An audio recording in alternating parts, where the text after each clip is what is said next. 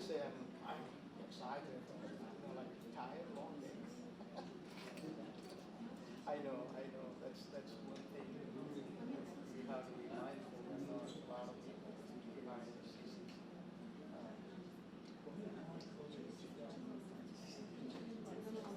No, it's just COVID-19. Or is it COVID-19? Oh yeah. That's why The cases are popping But up. I learned one Yeah, thing. yeah. Can only make you so much. Otherwise, you need a Photoshop. So I don't think we want that. So yeah. Yeah, there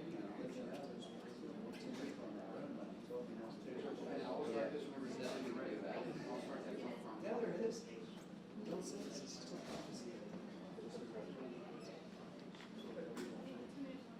Yeah, whenever just ready for 2 minutes, we'll get.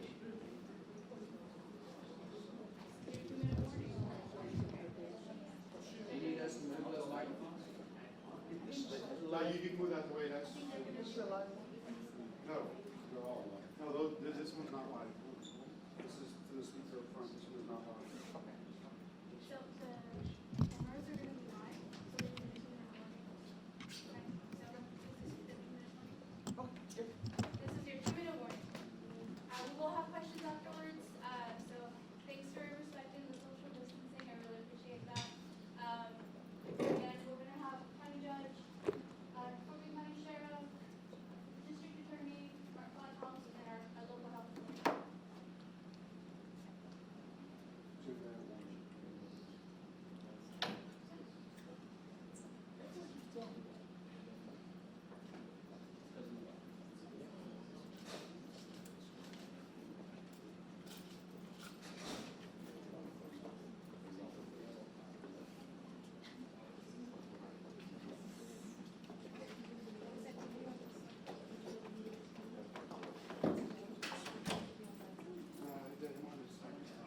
Oh yeah. Oh yeah. Social.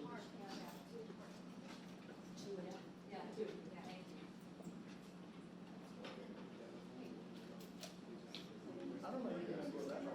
There you go. Come in.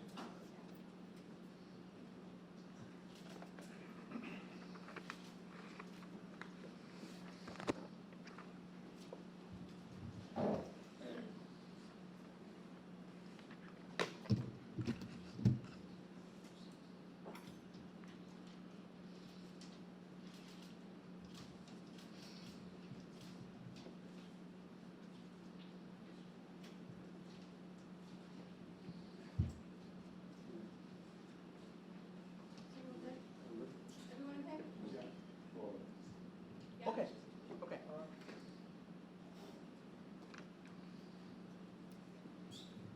Good afternoon, everyone. I am KP George, Fort Bend County Judge. I wanted to thank everyone for being here. I'm glad to have with me here Fort Bend County Health and Human Services Director, Dr. Jacqueline Minter, OEM Coordinator and also Fire Marshal Mark Flathouse, Fort Bend County Sheriff Troy Nels, District Attorney Brian Middleton, and mayors of Fort Bend County. As I have promised all along, science, data, and expert medical professionals will guide Fort Bend County's decision making based on similar steps taken by the White House, state of Texas, and our regional partners. Fort Bend County has extended disaster declaration at today's Commissioners Court meeting.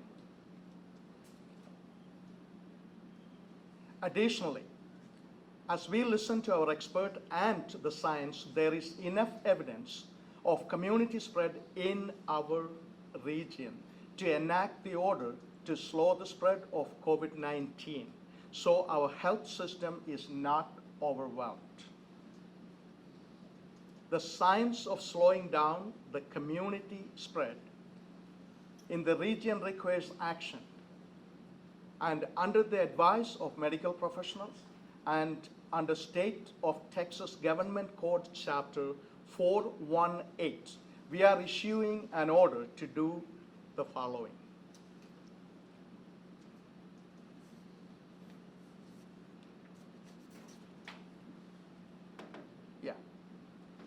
Item A, restaurants and other establishments that serve food with or without drive-in or drive-through services, and microbreweries, microdistilleries, and wineries may only provide takeout, delivery, or drive-through services as allowed by the law.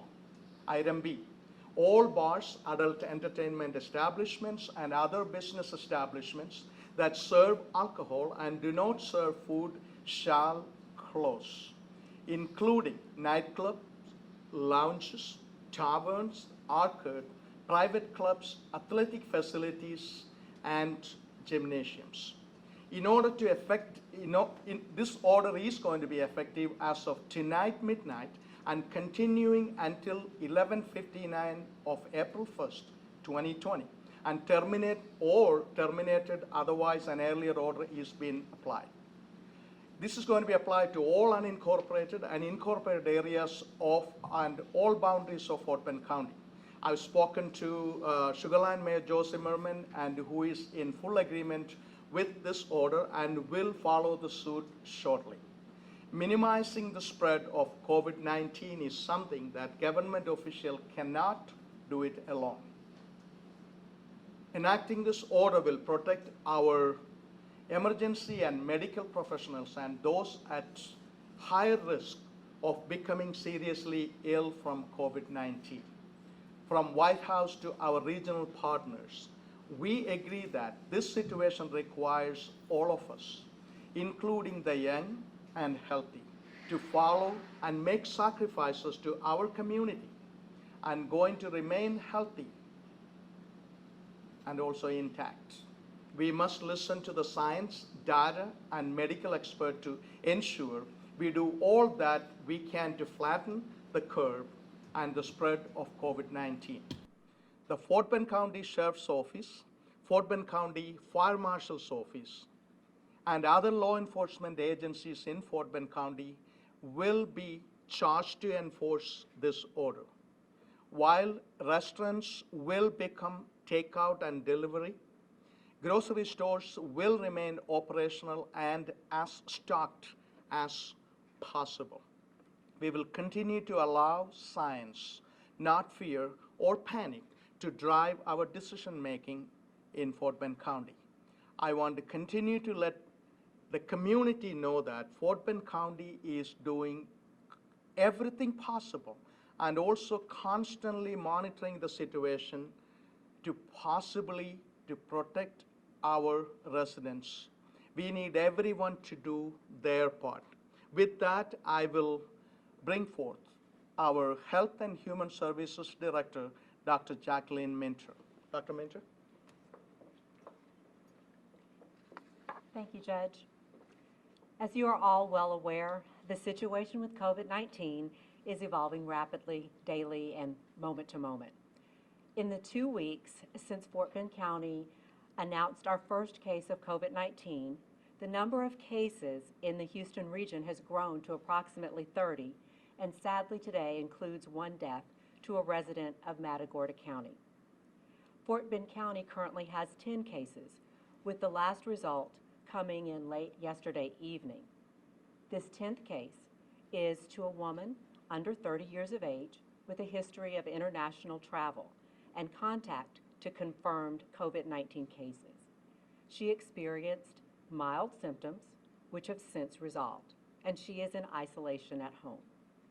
In light of the continued increase in regional cases and evidence of community spread in our neighboring counties, we urge you to take seriously the social distancing ordinances established to help keep our most vulnerable residents safe. As you all know, COVID-19 is a respiratory disease that in about 80% of people will resolve with mild to moderate symptoms and not many problems. But there will be others in our community, those who have chronic illnesses, those who are over the age of 60, those who have compromise to their immunity that will suffer greatly. They may need to be hospitalized, and they may be in serious or critical condition. And those are the people that we aim to protect. If you are at risk of getting COVID-19, You should take everyday precautions to help keep space between yourself and others. You should avoid non-essential travel, and you should make sure that you have an ample supply of medications and household essentials. If you are not sick, you do not need testing. If you are sick, you need to contact your healthcare provider. They will help you decide whether you need testing. As you know, there are other diseases, respiratory and otherwise, that may cause symptoms that are not COVID-19. Your healthcare provider can help you determine if you have something else that may be treatable. Additionally, if you can manage your symptoms at home, please do so. We have to be mindful of the overwhelming stress that hospitals, healthcare providers, first responders, 911 dispatch operators are currently facing. And please do not call 911 unless it's a medical emergency. As the judge mentioned, it will take all of us working together to help flatten the curve. We need to do those things daily, washing our hands, social distancing, staying home when we're sick, avoiding people who are sick, just as we've been saying for the past few weeks.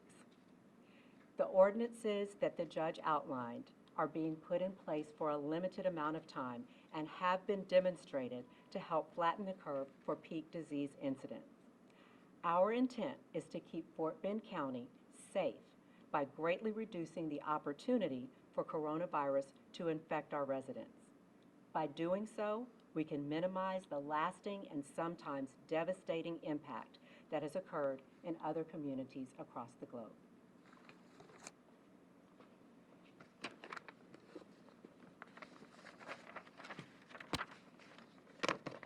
At this time, I will invite our Emergency Management Coordinator and also Fire Marshal Mark Flathouse to give an update.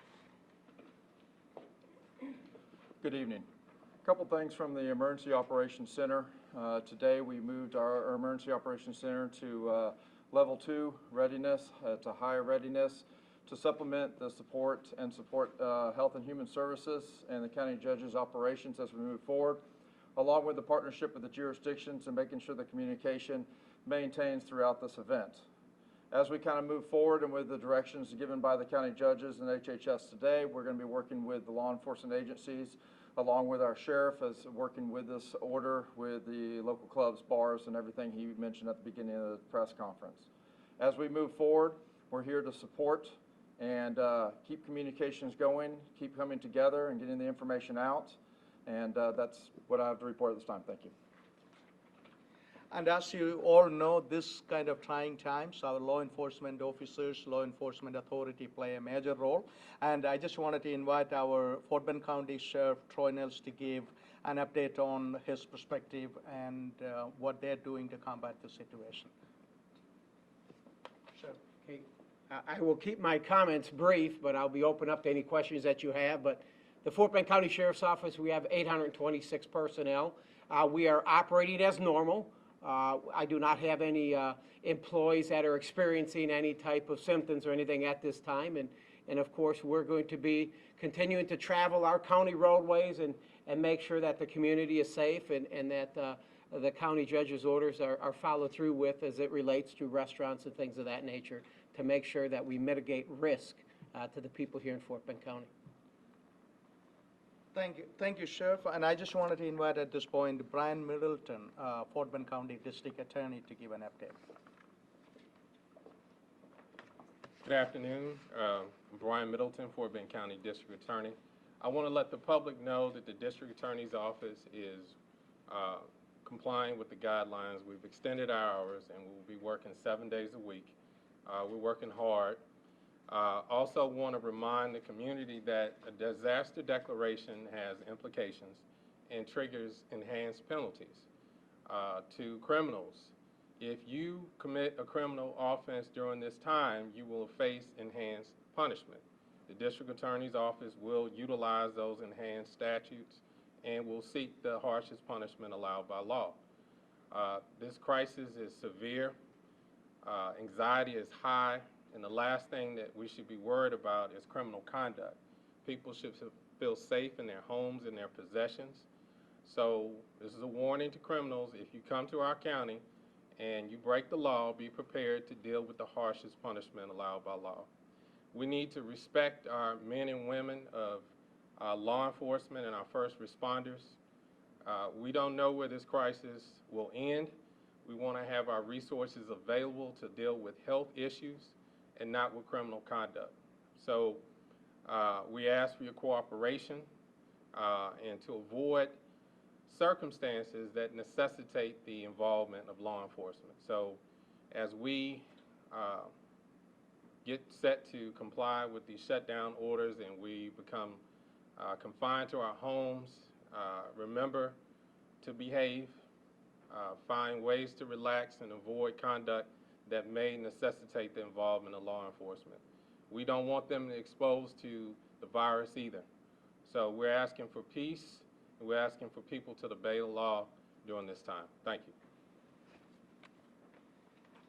Thank you, Brian. At this point, I just wanted to conclude the conversation with, I just wanted to say there are numerous people, hundreds of Fort Bend County employees, working, many of them 24/7, to make our county a better place, our county a safer place. And I wanted to thank each and every one of them, especially our Fire Marshal's office and Fort Bend County Sheriff's office and DA's office and Office of Emergency Management, to name few.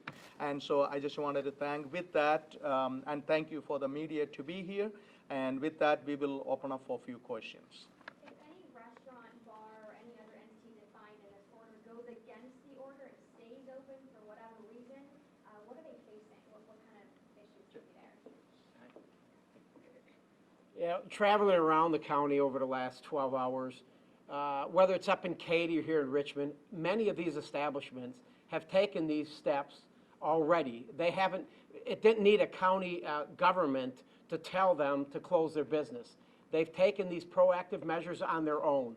So I think if you're traveling around the county, you'll see that a lot of these establishments have been closed already, and they are providing this drive-through service or this, pick up at the curb. So I don't see having any problems with the business owners in Fort Bend County as it relates to closing their doors. We've already seen one.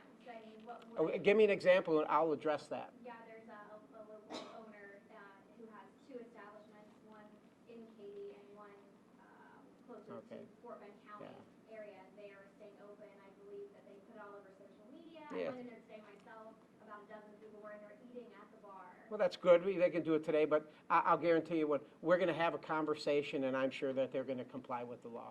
Sheriff, many of my readers want to know under what authority you guys can close down a private business. Private.